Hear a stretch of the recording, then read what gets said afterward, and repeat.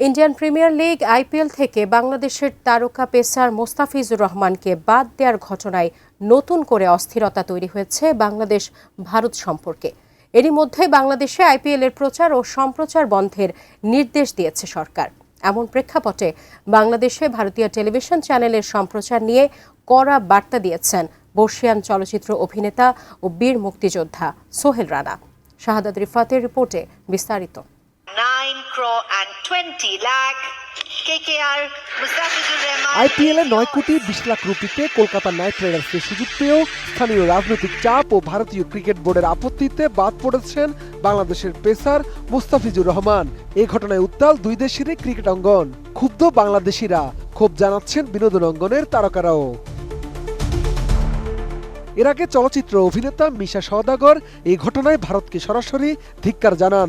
তার মতে সংস্কৃতির সঙ্গে রাজনীতি মিশিয়ে ফেলার বিষয়টি কুরুচিপূর্ণ। শিল্প ও ক্রীড়া হওয়া উচিত উন্মুক্ত, যেখানে রাজনীতির কোনো স্থান নেই। উগ্রতা যাদের, এরকম মন মানসিকতা যারা সংস্কৃতিকে ছাড়িয়ে যারা আমাদের মুস্তাফিজ তো আমাদের একটা প্রতীক, যারা সংস্কৃতির এই প্রতিবন্ধকতা সৃষ্টি করলো তাদের ধিক্কার জানাই। এই মন মানসিকতা পৃথিবীর যারাই থাকুক তাদেরকে ধিক্কার জানাই, যে যারা রাজনীতিটাকে সংস্কৃতির সাথে রাজনীতি মিলিয়ে ফেলে, ওদের সাথে আমরা কখনোই এই করব না। আমরা চাই মানুষ ধর্ম করবে, কর্ম করবে এবং ওয়াইড আকারে সংস্কৃতি লালন করবে। নোভা এলইডি টিভি, ঝকঝকে ছবি, নিখুঁত শব্দ, 5 বছরের ওয়ারেন্টি। নোভা মানে সঠিক মান, নিশ্চিত সেবা। সেই ধারাবাহিকতায় উত্তপ্ত এই পরিস্থিতিতে এবার দেশের সংস্কৃতি ও সামাজিক প্রেক্ষাপট রক্ষায় ভারতীয় চ্যানেল বন্ধের দাবি তুলেছেন বর্ষিয়ান চলচ্চিত্র অভিনেতা ও বীর মুক্তিযোদ্ধা মাসুদ পারভেজ সোহেল রানা।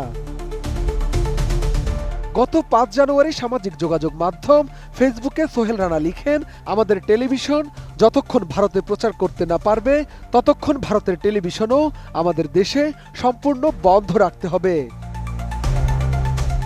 পরে অপর একটি পোস্টে ভারতীয় কন্টেন্টের সমালোচনা করে সোহেল রানা লিখেন, ভারতীয় টেলিভিশনের বউ শাশুড়ি ঝগড়া মার্কা নাটক আমাদের সামাজিক বন্ধনকে ছিন্ন বিচ্ছিন্ন করে দিচ্ছে।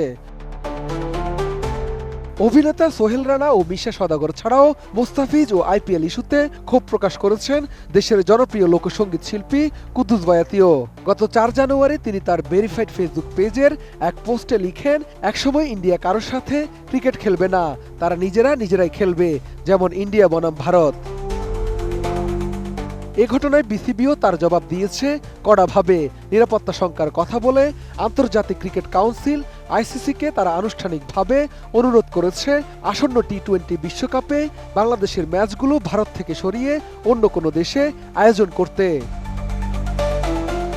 শাহাদাত রিফাত, ATN নিউজ, ঢাকা।